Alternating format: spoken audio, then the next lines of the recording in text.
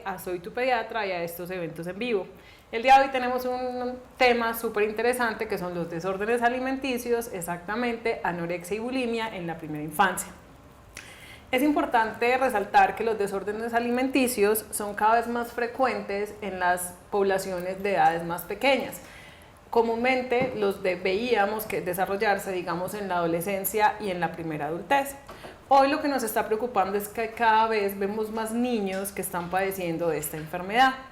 Y esto lo que nos preocupa es que parte de esta situación la podemos resolver como padres si empezamos con un buen ejemplo o a detectar desde los primeros indicios de estas, digamos, desórdenes. Para hablar de esto y conocer de este tema, que podamos como padres detectar cuáles son los síntomas, que no es normal, cómo se detecta a tiempo, qué podemos hacer, qué estrategias podemos implementar, nos acompañan dos personas de Soy tu Pediatra que ya han estado con nosotros y vienen a hablarnos de este tema. Recibamos entonces a Juliana Ramírez y a Claudia Quintero. ¿Cómo están? Bienvenidas a Soy tu Pediatra. Hola Vivi, gracias por otra vez estar acá con nosotros y poder hablar de este tema tan interesante. Qué rico que estén aquí el día de hoy. ¿Qué tal si para empezar empezamos contándole a los papás qué es un desorden alimenticio que de pronto no puede ser tan claro para ellos? Bueno, Viviana, buenas noches papás. Pues un desorden alimenticio es cuando tenemos algunas dificultades, ya sea para ingerir ciertos grupos de alimentos o cierta cantidad de alimentos, y esto afecta de alguna manera nuestra funcionalidad y el peso. Cuando decimos que hay un desorden alimenticio, pues evidentemente lo que nos lleva a pensar es que no estamos, digamos, de alguna manera comiendo adecuadamente o desordenadamente. ¿Con qué tipo de alimentos o con qué cosas se podría decir o podría uno comenzar a detectar que uno está teniendo un desorden? Bueno, hay principalmente como dos tipos de desórdenes, que son la anorexia y la bulimia, y cada uno se identifica pues como con algunas formas o algunos comportamientos a la hora de comer. Entonces se podría decir que la anorexia no solamente es el tema a ingerir ciertos alimentos, sino también el comportamiento que lleva a no comer esos alimentos por un temor a ganar peso, por temor a todo lo que están viendo en una distorsión de la imagen corporal, que ven que de pronto tiene una figura un poco más aumentada, que es, vuelvo y les digo, es una distorsión de la imagen corporal. Entonces te cambias como el comportamiento, y en una bulimia no tanto tampoco es el alimento, sino la forma como se come ese alimento, que es una forma como descontrolada, no son capaces de parar y después tienen que tener unas conductas compensatorias como vómito, ejercicio excesivo y no sé, uso de laxantes, de diuréticos para poder compensar lo que se han comido. Entonces no solamente es lo que comen, porque en los dos casos se puede ver que algunos tienen unas preferencias por unas cosas o por las otras, sino más que todo es con el comportamiento que tienen frente a ese alimento.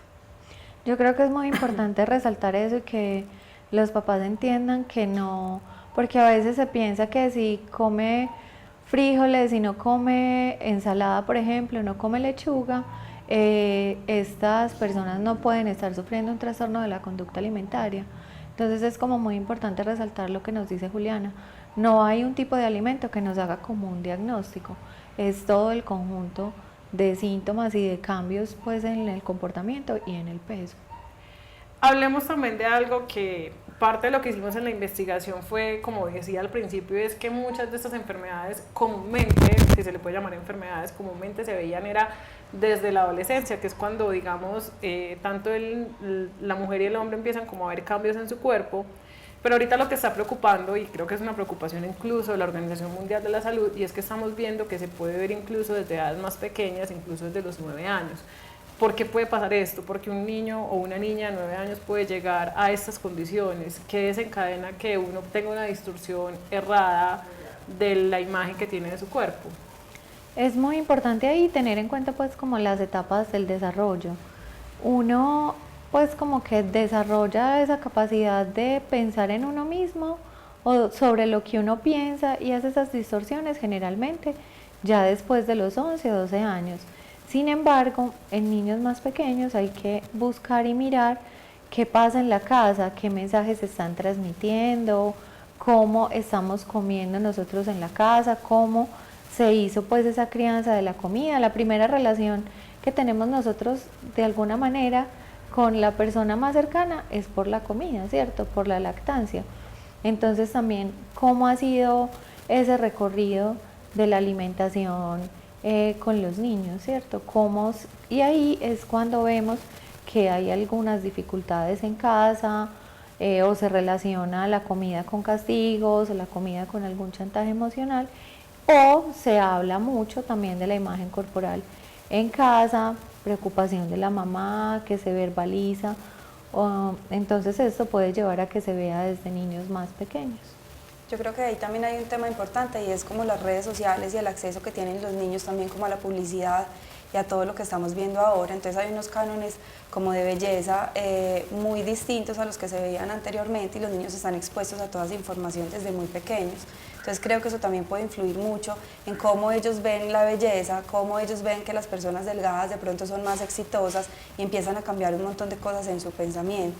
Yo creo que hay algo muy importante y es lo que está diciendo la doctora Claudia, y es que cuando en la casa también se refuerzan todos estos comportamientos de tenerle connotación negativa o positiva a los alimentos, también empieza una mala relación con la alimentación. Entonces desde ahí empiezan a tener no solamente con la alimentación, sino también como con su imagen corporal. Y es muy importante que nosotros tengamos en cuenta que en nuestra cultura la comida se relaciona con las emociones. Cuando vamos a celebrar un cumpleaños, comemos, entonces también cómo manejamos ese tipo de situaciones pues en la casa, ¿cierto? Cómo llevamos a relacionar la comida exclusivamente con las emociones o hacer una educación adecuada en los niños. Para abordar ahí varias cosas, pues siempre hemos dicho, y yo creo que a lo largo de estos live, e incluso cuando hablamos hace poquito del consumo responsable de dulces, es que el ejemplo viene desde casa siempre, ¿cierto? Y ustedes lo acaban de decir. Cuando hablamos que también viene desde casa o que desde la casa se le inculcan ciertas cosas, será mucho más factible que si yo a un niño procuro no darle dulce, como hablábamos el día del live de la alimentación complementaria, sino a partir de los 2 años, eso empiece a crear unos hábitos y haga que su cuerpo tenga memoria y por ende no desencadene en una, no sé, en una bulimia o en un trastorno compulsivo de la alimentación, o no tiene nada que ver. No necesariamente, pensaría yo. Lo que pasa es que el tema con la relación con la comida no solamente es hasta los 2 años, sino que es un tema que va, incluso todavía como adultos estamos también aprendiendo a comer. Entonces no es necesariamente que porque los estamos restringiendo en esos 2 años de vida, que son como el inicio de unos buenos hábitos, pues el niño puede desencadenar a largo plazo una anorexia o una bulimia. ¿Qué puede desencadenar? La restricción extrema de estar todo el día, vuelvo y les digo, teniendo connotaciones negativas a los alimentos, no comas esto porque te engorda, no comas esto porque te hace daño, no comas esto porque no es saludable. Entonces el niño, cuando a cualquiera nos restringen, pues pasa que siempre queramos volver como a eso que nos restringieron, ¿cierto? Entonces es más enseñarle a que los niños sean capaces de tener autogestión también de su comida desde una forma sana, desde una relación bonita con la comida y no todo lo contrario, no creyendo que la comida te hace daño, que esta te hace bien, porque eso a largo plazo, vuelvo y digo, eso sí puede generar que los niños tengan como una forma errada de ver la alimentación y los alimentos. Y hay que tener en cuenta que los niños pues pasan como por diferentes etapas en su forma de comer. A veces pues dependiendo de la edad puede que prefieran ciertos alimentos, puede que en otra época un día comen más que en otra época. Entonces también es importante que las familias conozcan esto para que no se hagan como manejos inadecuados en esos momentos, que es normal, pues que es algo normal del desarrollo. Julio, ahorita decías algo muy bonito, creo que a mi generación no le tocó tanto y eso es cómo crear una buena relación, incluso bonita, con la comida, ¿cierto? Porque nos pasó, a mí me pasó que era premio castigo, como ustedes dicen, si comes te damos esto, si comes tienes derecho a esto, o no te vamos a dar nada antes del almuerzo porque si no, no comes. ¿Qué le pudiéramos decir a una mamá, sobre todo aquella que es primeriza o que apenas se está enfrentando, digamos, a esos cambios de comida que tú nos estás diciendo que un día come, otro día sí no come, que apenas está aprendiendo unos gustos por algunas comidas y otras, para que pueda llegar a generar esa relación bonita con la comida y que no sea ni una obligación, ni como solo por necesidad, sino porque de verdad esto pues me gusta? Bueno, hay una cosa que para mí es fundamental y es como el ambiente de donde comemos. Muchas veces en la mesa estamos peleando muchas veces en la mesa se está criticando el alimento o estoy diciendo no me como este tipo de comida porque me engordo. Tú sí te la tienes que comer porque tú tienes que crecer, ¿cierto? Es crear como un ambiente muy sano a la hora de comer, que cómo se consigue que la hora de la comida sea para hablar de cosas bonitas, no estar todo el tiempo, más que todas las mujeres, ahora también se ve mucho en los hombres, pero más que todas las mujeres estar como juzgando la figura de, pues de cada uno, entonces estar diciendo esto no me sirve, entonces ya no voy a comer esto, es crear como un ambiente muy positivo frente a la comida y frente al comportamiento a la hora como de comer, no solamente es al alimento como tal. Creo que también es muy importante que los papás entiendan lo que acaba de decir la doctora Claudia, y es que todos los niños pasan como por procesos y que no podemos pretender que de pronto un niño que es más gruesito se monte en un carril más por debajo y estar diciéndoles que tú estás gordito, es que mira, no puedes comer esto, no. Es más como decirle a los niños qué linda se te ve esa camisa, cómo tienes hoy el pelo de lindo, pero no todo el tiempo estar dándole como estás flaco, estás gordito, mira que no puedes comer esto, porque eso también va creando que los niños coman dependiendo de cómo se están viendo. Entonces eso me parece que es muy importante, es como enfatizar en las cosas bonitas que tienen, no solamente de su físico, sino también como de otras cosas para sacarlos de ese ambiente como de que la comida te va a hacer engordar o enflaquecer, que en realidad pues no debería ser como el mensaje que le demos a los niños. Claro, que es lo que empieza a pasar más con los adolescentes, que en el momento que empiezan a tener como esa transformación de niños, adolescentes, es lo que también llega el bullying, entonces empiezan como a tender a llevarlos a esos desórdenes alimenticios. Hay una pregunta súper importante y es, digamos que estos niños más chiquitos no tienen tanto ese tema de bullying, o de pronto sí, de estás gordo, o soy el más gordito del colegio, o me dijeron gordo en el colegio, o me dijeron que soy demasiado flaca, entonces ya quiero comer mucho. Cómo también desde la parte de la psiquiatría acompañar, o desde la parte psicológica acompañar a esos niños para que de pronto también entiendan lo que es muy difícil, pero normalmente hablamos y es que no solo es imagen corporal, sino que tiene que haber un equilibrio entre lo que es la persona desde su esencia versus lo que es el físico. Bueno, a estas edades también pues se presenta el bullying, de acuerdo pues como, sobre todo en aquellos que tienen pues digamos el peso más por encima pues de lo normal, más que todo es en esos niños. Debemos fortalecer mucho en la autoestima, el autoconcepto, la autonomía, pero debemos trabajar mucho en casa también, qué mensajes le envían los papás a este niño y reforzar mucho los hábitos de vida saludable, porque si bien está sufriendo de bullying, también debemos ver que no tenga riesgo de enfermarse, entonces eso. Y en el colegio, pues hacer como educación al respecto, a los profes, para proteger a ese niño de una depresión, de un intento suicida. Hay que estar pues como muy alerta en ese sentido. Claro, ahí tocaste dos cosas súper importantes. La primera es, uno, que incluso desde el colegio se podrían empezar a detectar acciones que estén indicando esos desórdenes alimenticios, ¿cierto?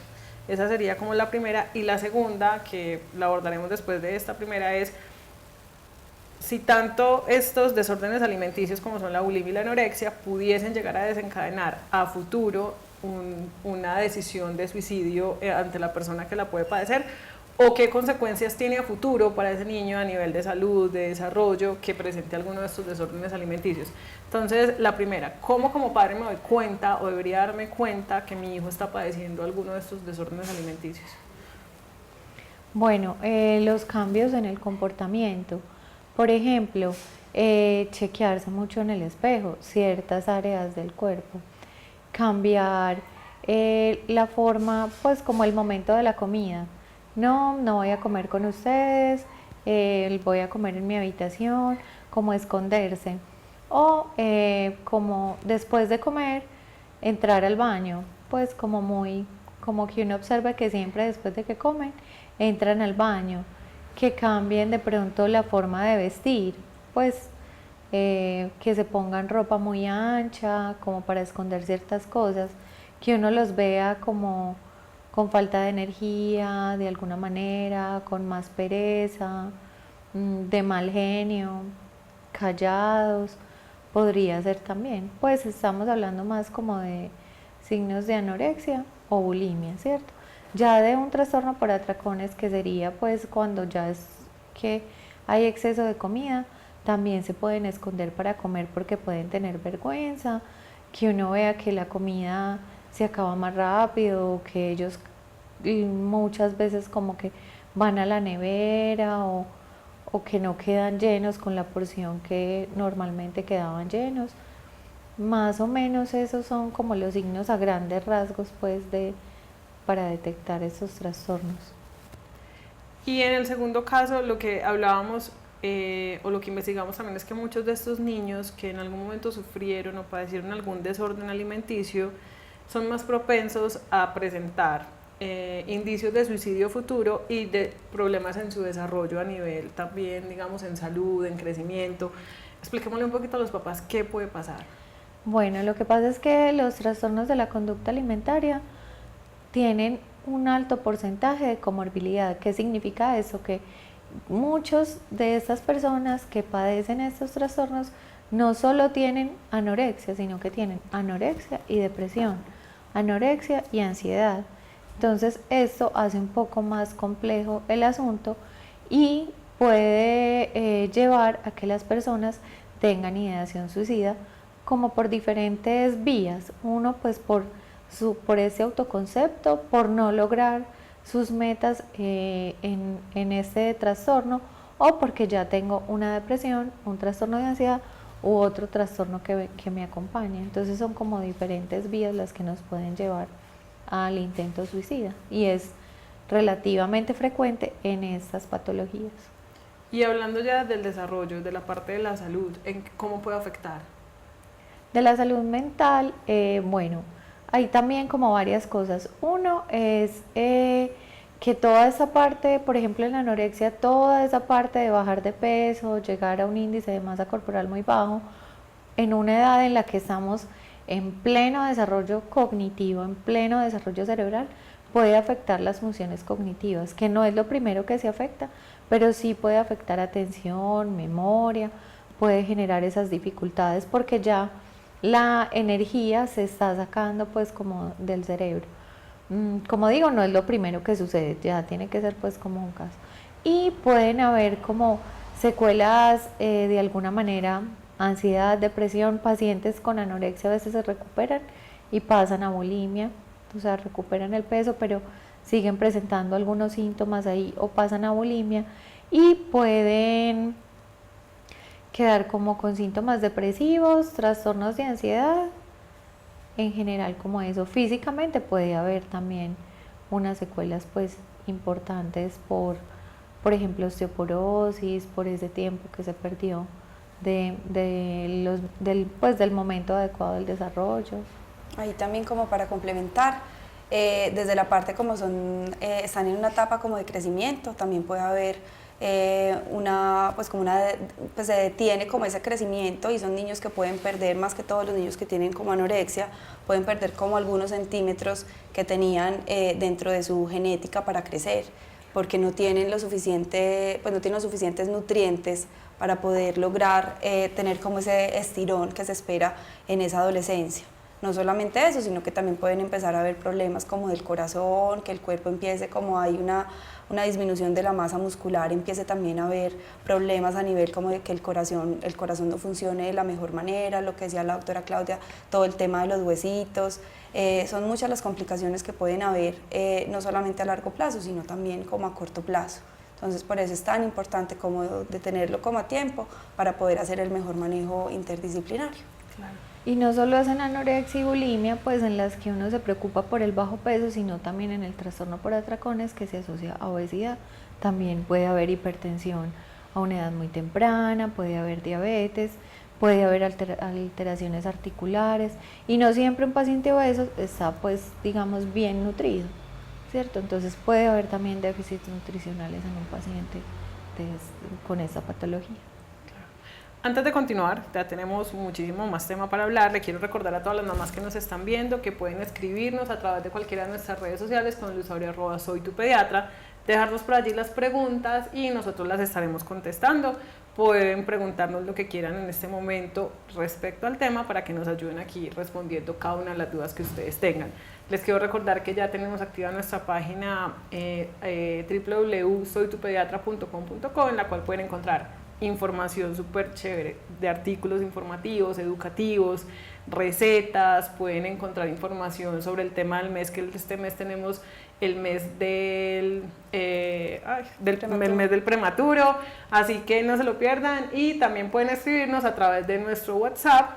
Aquí deben estar apareciendo los dos números. Recuerden que tenemos uno exclusivo para la IPS Medellín, que es para las personas que se encuentran en Medellín y quieren una cita presencial, y el otro número que lo tenemos 100% exclusivo a todo lo que es la plataforma online. Si tienen alguna duda de cómo separar una cita con alguno de nuestros especialistas, si quieren saber información o más sobre alguno de los temas que tenemos planteados dentro de la página, o incluso sobre los live, a través de ese número nos pueden escribir. Juli, por acá hay una mamá que nos pregunta un poco, y es: si yo tengo una Onda Fit, por ejemplo, en casa, ¿cómo pudiera hacer para que mi hijo desde pequeño no entienda que es una nutrición o una dieta restrictiva, sino que es una dieta en la que yo me estoy preocupando por mejorar de pronto los nutrientes o lo que está consumiendo? Bueno, yo creo que la alimentación tenemos que partir de que tenemos que tener un autocuidado. Entonces la Onda Fit no es que sea un mensaje errado para los niños, pero muchas veces en esa Onda Fit nos volvemos un poquito obsesivos con el tema de la alimentación, y cuando nos volvemos obsesivos con cualquier tema, pues dejamos de lado muchas cosas que también son importantes. Importantes es que un niño vaya a un cumpleaños y si le dan una torta y un helado, pues no estemos, acuérdate que en la casa no comemos dulce y tú no te lo puedes comer. Si se lo dan, que se lo coma, que lo disfrute, que esos momentos donde estás expuesto a otros alimentos, los pueda comer y disfrutar de una forma rica, no todo el tiempo teniendo una vocecita que te está diciendo eso no es bueno, eso no es nutritivo, porque también tenemos que entender que la alimentación es como un todo, que uno también puede tener un porcentaje donde, digamos, nos descachamos con la alimentación, porque eso también nos va a dar tranquilidad, nos va a dar flexibilidad y va a hacer que los niños sean más competentes alimentarios, que es competentes alimentarios, que coman de todo, pero sabiendo que más o menos el 80, el 90% de su alimentación es una alimentación que va a suplir todas las necesidades nutricionales, sin tenerlo que meter en una onda ni de un lado ni del otro. Porque yo creo que acá el tema, vuelvo y lo repito, es crear una buena relación con la alimentación y no estar creándoles a los niños como unas formas de comer buenas o malas, simplemente que ellos vayan decidiendo y que el cuerpo solito también vaya diciendo, pues yo tengo el hábito de todos los días comer ensalada, frutas, que está perfecto, pero que no sea lo único que sea importante en esa familia, porque también vamos a salir, vamos a compartir. Entonces yo creo que es eso, es como enseñarle al niño que también hay momentos donde van a haber otros alimentos diferentes a los que comemos en casa, que lo podemos hacer de una forma tranquila. Y que va a ser eventual. Y que va a ser eventual, que no va a ser de todos los días. Perfecto. Nos pregunta Cristina Zapata: buenas noches, ¿por qué se pueden causar estos desórdenes alimenticios y qué se requiere para curarlo? Bueno, yo creo que eso es multifactorial, no podemos decir que esto lo desencadene o lo otro. Hay muchas cosas que los pueden desencadenar, que yo creo que la doctora Claudia pues nos puede como hablar, profundizar más como ese tema. Y el tema como del manejo es siempre acudir como a un profesional de la salud y que tenga un grupo interdisciplinario.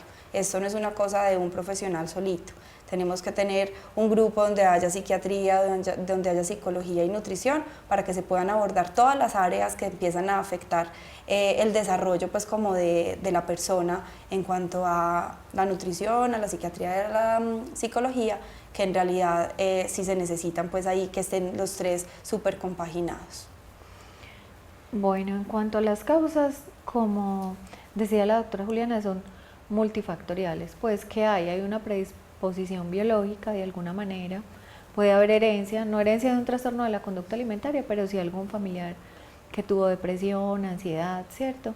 Y puede suceder algo, o puede haber un ambiente, digamos, que favorezca la aparición de este trastorno, o suceder algo que dispare como esto. ¿Qué puede suceder? Por ejemplo, el inicio de una dieta restrictiva. Entonces es lo que decíamos, no es como lo fitness lo que está malo, es hasta dónde llego yo con eso, ¿cierto? No es lo vegetariano lo que está malo, sino en qué momento yo lo decido y cómo lo controlo, ¿cierto? Entonces un adolescente quiere ser vegetariana digamos, por la protección animal, está perfecto, pero debemos estar vigilando que sí esté comiendo, o sea, que sí esté cumpliendo sus requerimientos nutricionales, ¿cierto? Entonces es como muchos, muchos factores. Perfecto. Y vamos a retomar la antigua pregunta. Espera un momentito, yo pregunto porque se cayó la señal. No, Dale. ¿cuál pregunta? Estamos sin preguntas, así que alárguense mucho. Mucho, mucho, mucho. Sin preguntas. Y las suyas de acá. Listo, retome Pero no y tenemos a la muchas doctora Claudia que haga el preguntas. resumen. Listo. Usted me dice.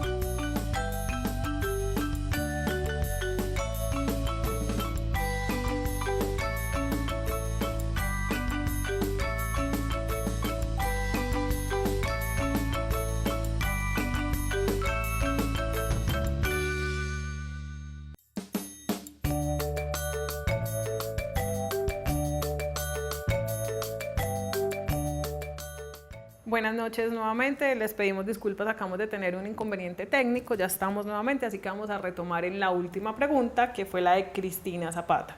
Nos dice por qué pueden causarse estos desórdenes alimenticios y qué se requiere para curarlo. Bueno, estos desórdenes tienen un origen multifactorial. No es una sola causa, no es pues como la sociedad, no son las modas actuales, sino como múltiples causas. Una es la biológica, es decir, que yo tengo alguna predisposición genética de alguna manera para sufrir este trastorno, ¿cierto? Puede haber algún familiar con depresión, con ansiedad o con otro tipo de trastornos mentales.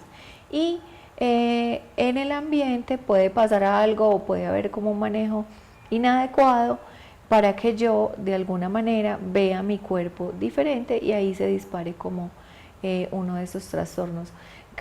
Un disparador, por ejemplo, son las dietas restrictivas. Entonces, cuando yo empiezo, como tengo un matrimonio, voy a hacer la dieta de la piña para poder caber en el vestido. Y cuando ya adelgazo un poco y recibo como ese refuerzo positivo de estás delgada, estás bonita, entonces puede que a mí me guste ese refuerzo y yo, digamos, continúe buscando ser más delgada.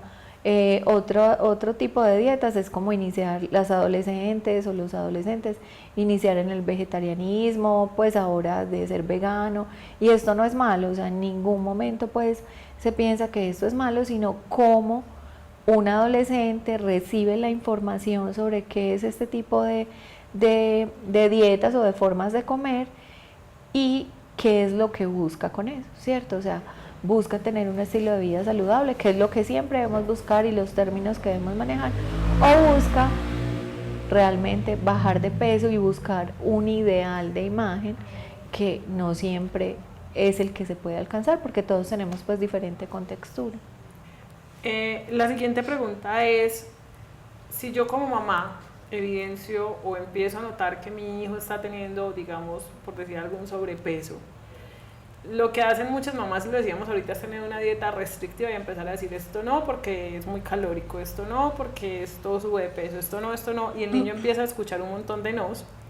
¿Qué es lo que debería hacer una mamá? ¿Eliminar la palabra no y la palabra carbohidrato, calórico, demás? ¿O podría decir uno que acude donde una nutricionista, Juli, y se le puede empezar a crear un plan nutricional específico para la edad del niño? Yo estoy de acuerdo con que cuando llega un niño con sobrepeso, con una obesidad, tenemos que tomar pues como acciones para que eso empiece como a corregirse, ¿cierto? Pero cuando empezamos con ese no, con estás gordito, entonces no puedes comer, es que tú no puedes comer esto, es que en la casa eres el único que no puede comer, no te puedes comer este dulcecito, el niño puede empezar a decir, listo, yo no me lo como, pero no es porque de verdad esté teniendo como una educación nutricional importante que él entienda por qué no me lo puedo comer.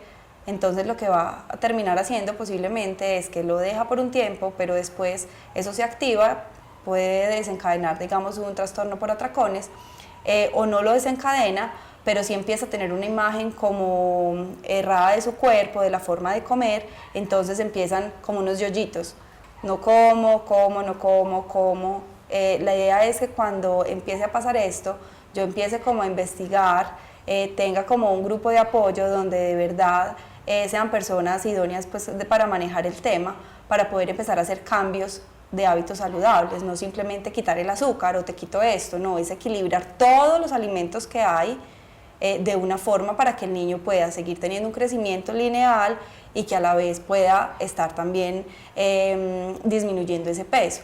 Pero la idea más importante es que de verdad como que acudan a personas profesionales para que no empiecen a hacer cambios a la loca que de pronto terminen dañando pues toda la relación que tiene el niño con la alimentación.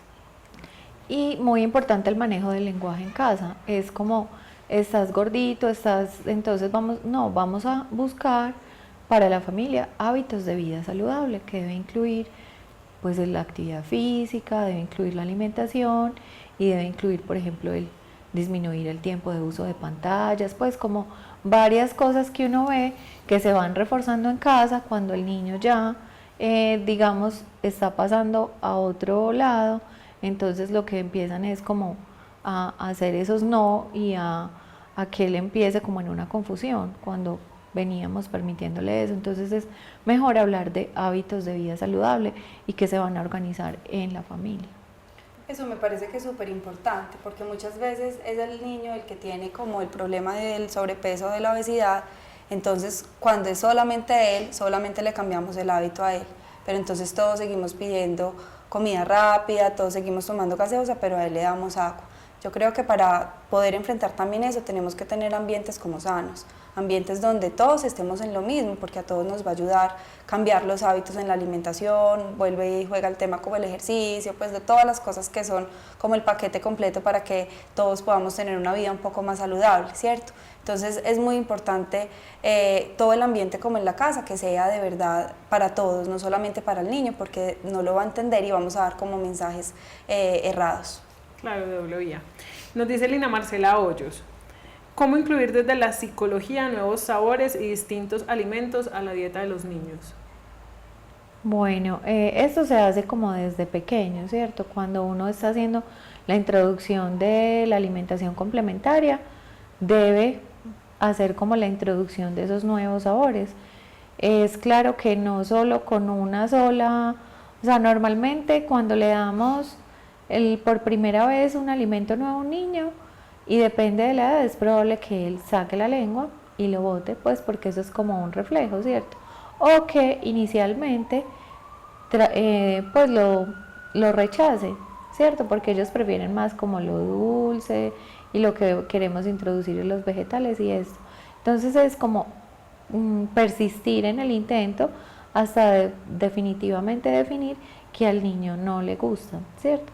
Y acompañarlo de que lo que ya nos lo decía la doctora Juliana, es un ambiente adecuado, no un ambiente en el que yo estoy diciendo o te lo comes o no vas, porque uno de todas maneras he visto que con niños pequeños, incluso los que le están introduciendo apenas alimentación complementaria, se usan términos como cochino, grosero, pues, y ya se pone tenso como ese momento. Entonces es también cómo yo me comporto, ¿cierto? Si lo dejo tocar, si lo dejo que se ensucie un poco, pues como esa es la parte como del comportamiento. Y en los más grandes, si yo ya nunca comía vegetales y quiero que coma vegetales, también es como empezar a que vaya probando texturas, sabores de diferente forma de cocinar y acompañarlo como de un buen ambiente. O sea, es que esto sabe rico, no es como, es un castigo, pues como te tocó comerte la verdura porque desde hoy vamos a comer verdura porque es mejor. Hay una cosa que es muy importante y es la exposición. Si nosotros no los exponemos a los alimentos, no solamente desde chiquitos, sino en el momento en que queremos introducir el alimento, ellos definitivamente nunca le van a coger confianza, que muchas veces el rechazo es porque no saben qué es y de pronto a nosotros nos dan un alimento que nunca hemos comido y nos vamos para otro país, posiblemente en la primera no seamos capaces de comer. Pero si ya llevamos un año viviendo en ese país y nos dan un alimento que nunca lo habíamos comido, posiblemente incluso pueda ser un alimento preferido a largo plazo. Pero entonces es exponerlo, exponerlo, exponerlo. Y yo siempre le digo una cosa muy importante a los papás y creo que es clave en el proceso de la alimentación y es hacer que el fracaso es parte del proceso. Nosotros no podemos pretender que esto sea divino, que todos se lo comieron, todo. Es que hay momentos en los que no se lo van a comer y simplemente no se lo comieron y uno pasa la página, al otro día vuelve y se le ofrece de otra forma y así sucesivamente hasta que el niño definitivamente lo pruebe, le guste o a largo plazo diga definitivamente no me gusta y no pasa nada. Pero siempre es como exponerlo, exponerlo, exponerlo varias veces hacia alimento hasta que podamos lograr que él lo pruebe y defina si es en realidad el sabor que quiere introducir en su plan de alimentación o no. Todo lo que acaban de decir va ligado con una pregunta que nos hace Juan Fernando Restrepo, que creo que es súper válida y lo teníamos dentro de como el derrotero que habíamos hablado, y es ¿cómo diferenciamos si un niño es de poco apetito o realmente tiene anorexia? Bueno, en general, los niños pues pequeños normalmente no tienen pues como anorexia, porque en la anorexia la definición claramente es una distorsión de la imagen corporal, ¿cierto? Que tiene que ir con un bajo peso y todo, pero es la distorsión de la imagen corporal. En un niño pequeño es más difícil. Hay etapas de bajo apetito, hay niños también de bajo apetito por diferentes razones, y hay otro trastorno de la conducta alimentaria que no hemos tocado acá, pues que se llama trastorno evitativo restrictivo de la alimentación.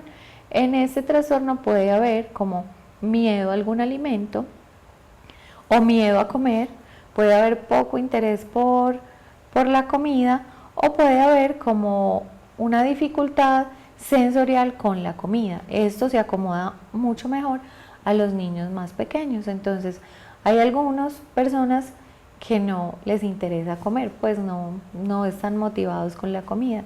Hay otros que les ha pasado algo negativo con la comida, por ejemplo, me comí un M&M, me atraganté, entonces esto me genera algún miedo a tragar y voy haciendo restricción de la comida y bajando de peso. Y otro es, por ejemplo, que a mí no me gustan los alimentos más, por ejemplo, las coladas, que son babositas, entonces no como coladas, pero por ejemplo, hay niños que dicen no como tomate, pero es más por la textura. Entonces hay que mirar más, como indagar más por qué es que no come, ¿cierto? ¿Por qué es que no come?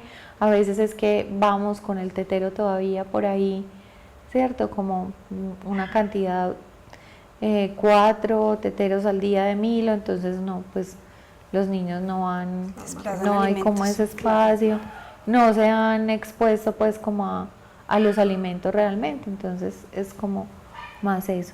Y sí es muy importante identificar si ese bajo apetito también está teniendo pues como una incidencia importante como en la estatura del niño, que no está creciendo, que es un niño apático, que es un niño que en realidad pues no le, como que él no quiere hacer nada, que son niños pues como muy sedentarios, y eso sí hay que inmediatamente pues como ir donde un profesional para mirar qué es lo que está pasando. Pero si es un niño de poco apetito, que es activo, que está creciendo, posiblemente lo que les decía en alguna de las preguntas es que sea su carril de crecimiento y que no necesite tanta comida de pronto como el niño que es un poco más grande, ¿cierto? Entonces, pero si es con las otras cosas, siempre consultar, porque podemos estar teniendo un trastorno como el que acabo de decir la doctora Claudia.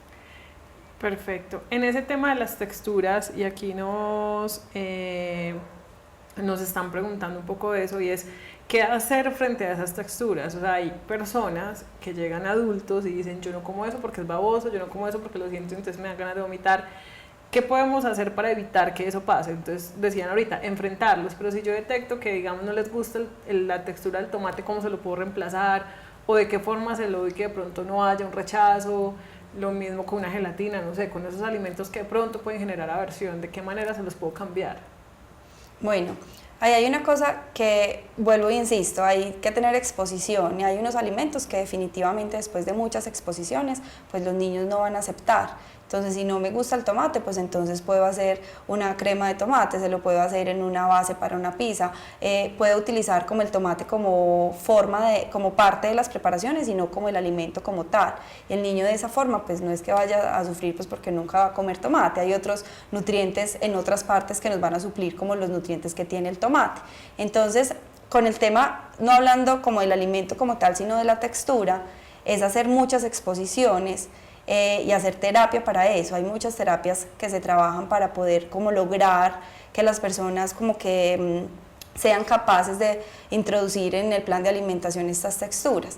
Si son personas que a largo plazo hicieron la terapia, todo, y definitivamente pues no les gusta una sopa, pues no importa, se pueden comer el sequito, pues se pueden comer el arroz con la papa y eso va a tener igual los nutrientes que tiene la sopa. Entonces es lo más importante desde chiquitos exponerlos y no como, ay, la primera me dijo no una colada, entonces no le vuelvo a dar colada, no, es insistir, insistir, insistir, porque muchas veces en el proceso somos de pronto los papás los responsables de que les vamos sacando como alimentos porque de entrada nos dijeron que no. Entonces la exposición constante es muy importante.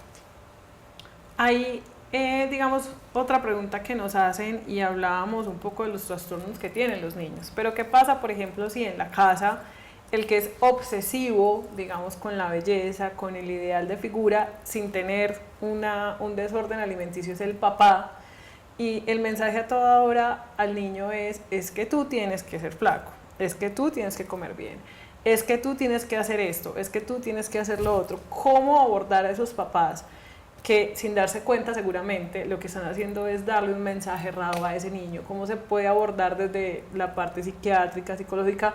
Porque seguramente no lo hacen por mal, es más por lo que también vienen aprendiendo desde pequeños, desde la cultural. Sí, eso es más como con educación, con explicarles que pues igual todos somos diferentes de alguna manera, no todos tenemos pues que ser delgados, sino saludables, y que este tipo de, digamos, comentarios en la casa o este uso del lenguaje puede hacer que el niño sienta que que un validador de las personas, no solo de él sino de los otros, va a ser como la forma, la figura, pues la figura corporal, y puede que él no desarrolle un trastorno de la conducta alimentaria, digamos, pero puede que sí valide hacia las otras personas. Entonces puede que él sea quien haga el bullying en el colegio al niño que sí de pronto es más gordito, pues entonces digamos que puede generar un trastorno de la conducta alimentaria, pero también puede generar que esa sea la forma como él valide a las otras personas y no es adecuado. Entonces sería como educar al papá, mostrarle ejemplos, contarle casos para que ese no sea el lenguaje que se use en casa. ¿Se podría hablar de una dieta familiar en el caso, por ejemplo, de desórdenes alimenticios, o cada integrante de la familia debería llevar una dieta diferente? No se puede hablar de una dieta familiar. Lo que pasa es que cuando ya hay una persona con trastornos de la conducta alimentaria, pues se tiene que tratar de una forma distinta, y lo que se tiene que hacer es abordar al paciente diciéndole que cada uno tiene como una forma de comer. Si vemos en la casa que hay un bebé, pues yo no puedo pretender que el bebé coma lo mismo que como yo, porque él está en un proceso de tomar tetero, de comerse una sopita, de empezar a mirar qué alimentos son los que le van a caer bien o les van a caer mal. Entonces lo mismo pasa con un trastorno de la conducta alimentaria, pero lo ideal es que la familia toda coma lo mismo. ¿Por qué? Porque muchas veces pasa que más en los adolescentes que empezamos a tener como dieta a la carta. Entonces esa dieta a la carta también va a generar un montón de cosas erradas con la alimentación. Entonces lo ideal es que todos en la casa hagamos un plan familiar que se pueden incluir los gustos de todos. Entonces si a ti te gusta comer un día un poco más sano, entre comillas, para que para él sea comerse una ensalada, listo, vamos a hacer una ensalada con todos los ingredientes que necesitamos para que podamos estar bien, y al otro día se le da gusto al papá, al otro día a la mamá, para que ellos no sientan que están excluidos de la dieta familiar y que los papás son los que ponen la norma y ya, porque también a uno le gusta sentirse oído, que los gustos son importantes. Entonces se puede hacer eso, pero no que ellos manejen la dieta de toda una casa, ni tampoco del otro lado. Listo. Hablando de la dieta, un poco de crear también esos buenos hábitos alimenticios, una de las preguntas que nos hacen las mamás es cómo asegurar el tema de la lonchera y los comedores escolares. ¿Por qué? Porque una cosa es lo que yo puedo hacer en casa, ¿cierto? Entonces, digamos, yo me puedo asegurar tener un ambiente sano, familiar, que todos estemos en la mesa, que todos disfrutemos de una comida, tratar de que sea placentero para todos, pero una vez están en el colegio, pues entra el bullying, o de pronto en el colegio entonces hay una niña con la que yo creo que es como el imaginario de belleza que yo creo que es, entonces, pues yo no sé qué pasa finalmente con la lonchera, se la come o no se la come o la regaló, ¿qué hago? Bueno, primero que todo, pues si están viendo que están teniendo como un problema con la alimentación, pues el colegio también tiene una responsabilidad importante, o la institución educativa donde esté para que informe qué es lo que está pasando con esas loncheras y esas cosas, y estamos viendo que está bajando de peso, que está teniendo cierto rechazo con la alimentación. Entonces es una responsabilidad que tiene como la institución educativa de informarle como a los papás qué es lo que está pasando. En el colegio y fuera de la casa, no solamente en el colegio, sino fuera de la casa, ellos también tienen que aprender cómo a ser capaces de autogestionar esa alimentación, de autogestionar muchas cosas, que eso es lo que tenemos que hacer también en la casa, como fortalecer muy bien esos hábitos, fortalecer lo que ahorita decía la doctora Claudia, esa autoestima, esa forma de ver al otro, de que yo todo el día no te puedo estar diciendo, ay, mira, ese no es exitoso porque es gordo, quién sabe entonces qué hace, porque entonces lo que estoy mostrándole al niño es que esas personas que de pronto están pasadas de peso, que no están como dentro de los cánones de belleza que nosotros tenemos, entonces no está haciendo nada bueno para la sociedad. Entonces creo que desde la casa hay una cosa que es muy importante, es la responsabilidad que tenemos todos de que los niños tengan una percepción de éxito diferente a la figura. Y eso se hace en casa, eso en el colegio lo pueden reforzar, que es importante, pero todos esos hábitos van desde la casa, y lo mismo los hábitos de alimentación. Si un niño sabe qué puede comer y qué no puede comer, para él va a ser mucho más sencillo saber escoger la cantidad, no se va a llenar la boca de comida, porque pasa mucho, que a los niños los restringen y van a un cumpleaños y son los que terminan en urgencias con diarrea, con vómito, porque se querían comer todo lo que había en la fiesta. Entonces es uno jugar con una palabra que para mí es básica en la alimentación, y es el equilibrio, es saber que todo se puede comer de una forma balanceada y equilibrada. Nos pregunta Paola Infante, mi sobrina de 6 años no quiere comer porque dice que las modelos son flacas y ella quiere ser modelo. ¿Es una señal de alerta de anorexia? Bueno, sí hay que tener como mucho cuidado porque el modelaje de hecho es una profesión que se ha denominado pues de riesgo para sufrir un trastorno de la conducta alimentaria, ¿cierto? Entonces, pero ella está pequeña, lo que hay que hacer es como educarla en hábitos de vida saludables, ¿cierto? Más que por salud debemos comer todos los grupos alimentarios y todo esto, pero sí debemos estar muy pendientes de eso, ¿cierto? Uno cambia a los 6 años, puede que eso dure 2 meses, querer ser modelo y eso, pero sí hay que estar muy pendiente de esta niña. Y hay una cosa que es muy importante y es no reforzar. Hay unos reforzadores para la enfermedad, y uno de los reforzadores, si yo estoy flaca y me dicen que estoy flaca, pues entonces me están reforzando a que siga siendo flaca. Entonces eso empieza a cambiar también la forma como yo empiezo a comer. Entonces ya me dijeron que estoy flaca, yo quiero estar flaca, y eso se vuelve como un círculo vicioso. Entonces por eso la importancia tanto de no estar diciéndole al otro estás flaco, gordo, sino mira qué linda se te ve esa camisa que te pusiste hoy amaneciste con esos ojos y son miel, pues amanecieron más lindos, ¿cierto? Es como jugar un poquito con esas palabras también para que no reforcemos con el lenguaje estas conductas. Esas conductas, digamos, negativas. Y también entra un poquito lo que hablaban ustedes ahorita, y es disminuir el tema de las pantallas. Digo, una niña de 6 años debería estar teniendo un poquito más de actividad física, que en lugar de estar, digamos, viendo un poquito ese tipo de modelo o ese imaginario que lo lleva a pensar en que tiene que ser flaca y que por eso no debería comer. La siguiente pregunta es de Zaida Luz Moreno, nos dice, ¿a partir de qué edad se puede identificar la anorexia? Bueno, en general más empieza en preadolescentes o adolescentes, eso no quiere decir pues que tenga que ser a esa edad, pero a veces pasa que cuando empieza el cambio, hablo más de mujeres pues porque se presenta más en mujeres que en hombres, al menos hasta el momento. Entonces cuando empieza ese cambio corporal, que hay ensanchamiento de caderas y empiezan a crecer los senos, por ejemplo, ahí puede haber alguna angustia y puede en ese momento ser más frecuente que inicie la anorexia. Digamos, también hay una pregunta que nos están diciendo si podemos dar, antes de la siguiente, de lo otro que nos preguntan, identificar o explicar bien cuál es la diferencia entre anorexia, bulimia y atrancones. Bueno, entonces la anorexia se identifica porque hay una pérdida de peso importante, porque hay una distorsión de la imagen corporal, ¿cuál me falta? Distorsión de la imagen corporal, pérdida de peso, miedo irracional a comer ciertos alimentos. La bulimia es cuando hay dos como sobreingestas en un periodo de 2 horas importante, mayor a 3 meses, que le pase 2 veces en la semana, por 3 meses ya se diagnostica como una bulimia. Y los atracones cuando por lo menos en un periodo de 3 meses, semanalmente, hay una ingesta como irracional. Cuando yo hablo de atracón, les voy a hacer como una diferencia. Hay atracones o hay sobreingestas. No significa que si yo me fui a comer, digamos, nunca me como una hamburguesa por la noche y un día me invitaron a comer una hamburguesa con papas, pues yo estoy teniendo un atracón. Eso es una sobreingesta, porque dentro de lo que yo como por la noche, que de pronto es un pancito con un queso, pues estoy comiendo mayor en ese momento, pero no significa que eso sea un atracón. Un atracón es que yo coma en un periodo de 2 horas más o menos una alta cantidad de alimentos. Soy capaz de comerme una pizza completa, 1 litro de helado, me como un tarro de maní y sigo como con la sensación, se pierde la sensación de hambre y de saciedad. Ahí no es porque yo tenga hambre y que quiero comer, no, es porque me dio, me detoné y arranco como a comer. Y es muy importante que tanto en la bulimia como en la anorexia se pueden presentar unas conductas compensatorias. ¿Qué son esas conductas compensatorias?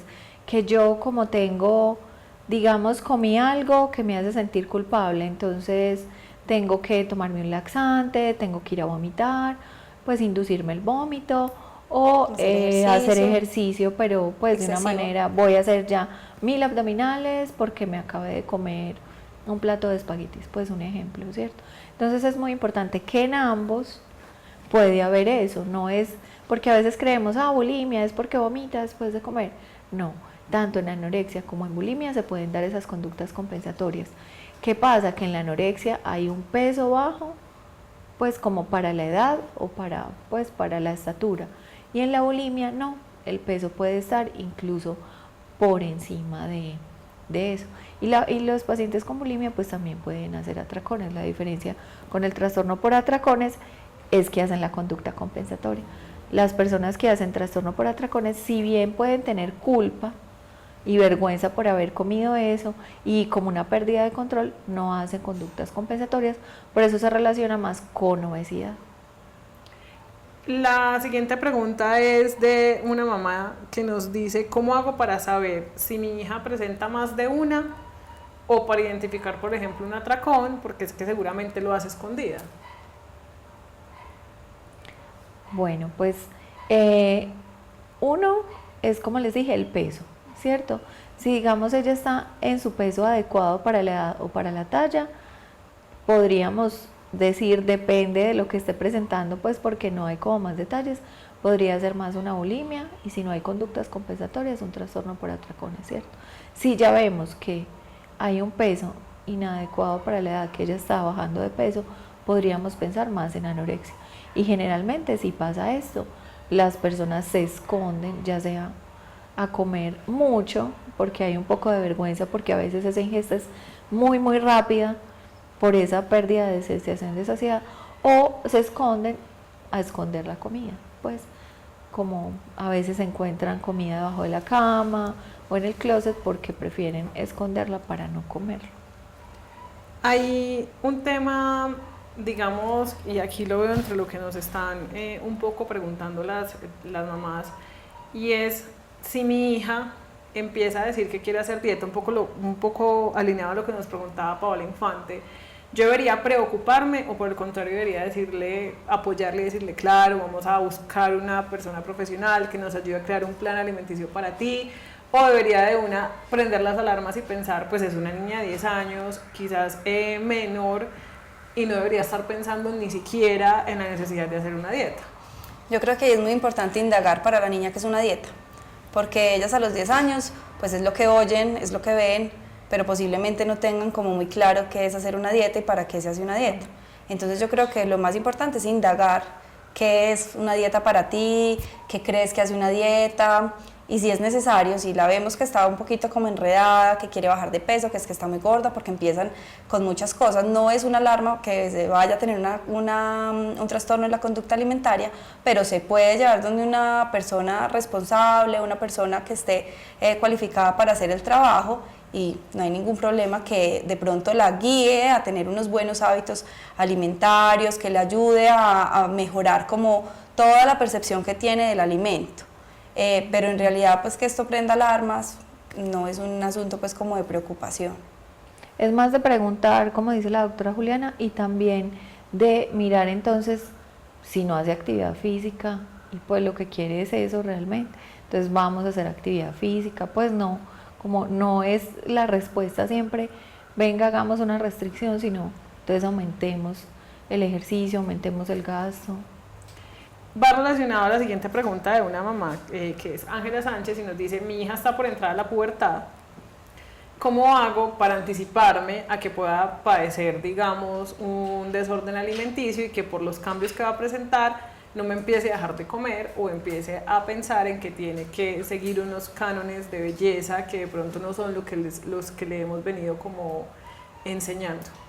Es como también lo mismo que habíamos dicho ahora, es el uso del lenguaje, ¿cierto? Cuando a veces le dicen, pues acá en Colombia o acá en Antioquia le dicen a uno, mira cómo estás de embarnecida, bueno, es de repuestica, esas cosas, de trocita, mira esas caderas como están de anchas.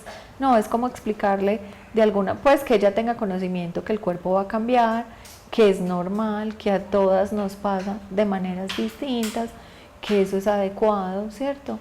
Que eso es el paso hacia otra etapa de la vida y también como que en la familia se maneje ese tipo de lenguaje y que esté preparada de alguna manera con una buena autoestima, un buen autocuidado para esos comentarios que va a tener pues por fuera.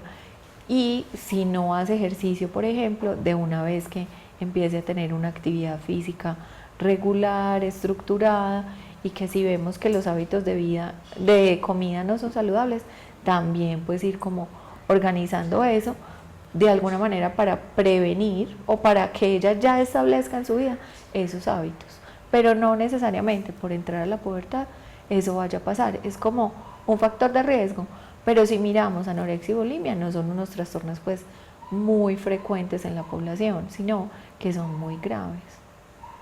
Correcto. Para ir finalizando, vamos a hacer las últimas dos preguntitas que tenemos. La primera es de Cristina Zapata, esto ya lo habíamos dicho, pero pues recordemos que muchas mamás apenas se están conectando, entonces es importante hacerles como un breve resumen de lo que hemos hablado y nos dice cómo afectan estos trastornos la salud, aparte de la pérdida de peso y talla. Bueno, yo como que, bueno, mi parte es como la parte mental, entonces ¿cómo puede afectar estos trastornos? Un bajo peso puede afectar, digamos, cuando ya la pérdida de peso es muy grande, puede afectar la parte cognitiva, puede haber problemas en atención, puede haber problemas en memoria, ¿cierto? Puede haber problemas en el desempeño y en la toma de decisiones. Ya en el área de la salud, como nos decía la doctora Juliana ahora, hay como problemas en los huesos, ¿cierto? Puede haber problemas en el cabello. Corazón. Puede haber, se cae el pelo, el corazón empieza como a tener algo que se llama bradicardia, que es que el músculo está un poquito como más débil, entonces no es capaz de hacer como los latidos normales, sino que los disminuye. Y no solamente toda la parte como fisiológica, sino que también empiezan a tener un aislamiento social, entonces vamos a ir a una fiesta, no, yo no quiero, empiezan a tener comportamientos muy irritables, todo les da mal genio, se ponen lloronas o llorones, y empiezan a cambiar como todo el ambiente familiar solamente para poder seguir cumpliendo como con sus reglas que se han puesto como con la alimentación.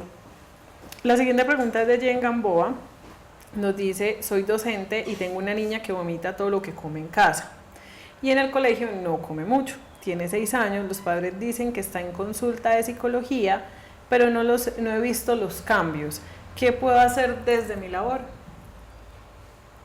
Bueno, ahí es complicado pues como desde el punto en el que ella está pues como docente. Una niña a los 6 años que vomita todo lo que se come en casa, yo creo que desde la parte médica hay que buscar también no solo esa parte psicológica, sino descartar también alguna enfermedad. Entonces, lo primero es que recomiende a los papás que si bien es importante atención psicológica, es muy importante que la vea pues el área de medicina, ¿cierto? Puede haber enfermedades que parece simular como una bulimia, pero a esa edad creo que es importante más descartar una enfermedad médica y reforzar simplemente en el aula los hábitos de vida saludable, hacer como educación, ¿cierto? Porque el papel de ella es más como en ese sentido.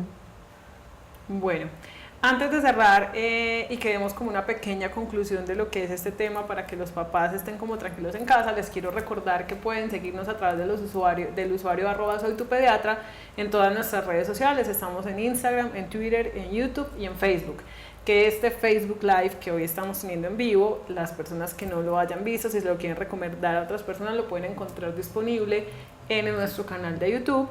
Recuerden entrar a nuestra página que es www.soytupediatra.com.co. Allí van a encontrar información súper buena para ustedes, tanto para los papás, para sus hijos, etapa a etapa, desde prematuros hasta casi hasta los 12 años, información que les puede servir para el desarrollo y crianza de sus niños. También tenemos todo lo que son las asesorías online. No se lo pierdan, que está súper bueno, y este mes les recuerdo que estamos en el mes del prematuro, por lo cual tenemos una información especial para todos aquellos que nos han estado pidiendo hablar específicamente de este tema. También les recuerdo que la próxima cita nuestra que tenemos es el próximo martes. Vamos a hablar de la importancia del apego en la salud mental del niño, así que no se lo pierdan. Para cerrar entonces, Juli, ¿qué tal si les decimos, no sé, qué es lo más importante de este tema, qué es lo que tienen que tener en cuenta para evitar, digamos, alguno de estos desórdenes alimenticios en casa? Bueno, yo creo que acá el tema es como desde la prevención, crear en la casa un ambiente sano a la hora de comer, crear en la casa también un lenguaje específico y bonito a la hora de referirnos también a nuestra imagen corporal y a la forma en que comemos. Y yo creo que con eso vamos cambiando un montón de cosas frente a lo que se está viviendo en este momento, que todo el tiempo estamos hablando o volviendo la comida algo como bueno o malo. Es volver la comida como algo natural, que en realidad eso es, flexible, y que de verdad los papás entendamos que ellos están en un proceso diferente al de nosotros, porque nosotros ya somos adultos y sabemos de pronto tener más criterio a la hora de elegir. Ellos apenas están creando ese criterio, entonces es muy importante crearles una buena relación con su alimentación. Y desde el área de salud mental, también este lenguaje es como reforzar en ellos la autoestima, ¿cierto? Y no generarles pues como esa validación por su forma física, sino por otro tipo de cualidades que ellos tienen, ¿cierto? Para que ellos validen hacia los otros, pero tengan una fortaleza en su autoconcepto, en su autoimagen. Yo me quedo con lo que siempre les hemos dicho, y es que el ejemplo empieza en casa y que son ustedes, papás, los que deben tratar de proporcionarle a sus hijos ambientes, digamos, seguros. En ustedes está el mensaje y la buena palabra que ellos van a recibir para que aprendan también lo que es bueno, lo que es malo, lo que deben seguir y lo que no. Así que pues es un trabajo de todos en casa. Les recuerdo nuevamente que no se deben perder el live del próximo martes, va a estar súper bueno, y a ustedes muchísimas gracias por acompañarnos el día de hoy. Gracias. Muchísimas gracias y que estén muy bien.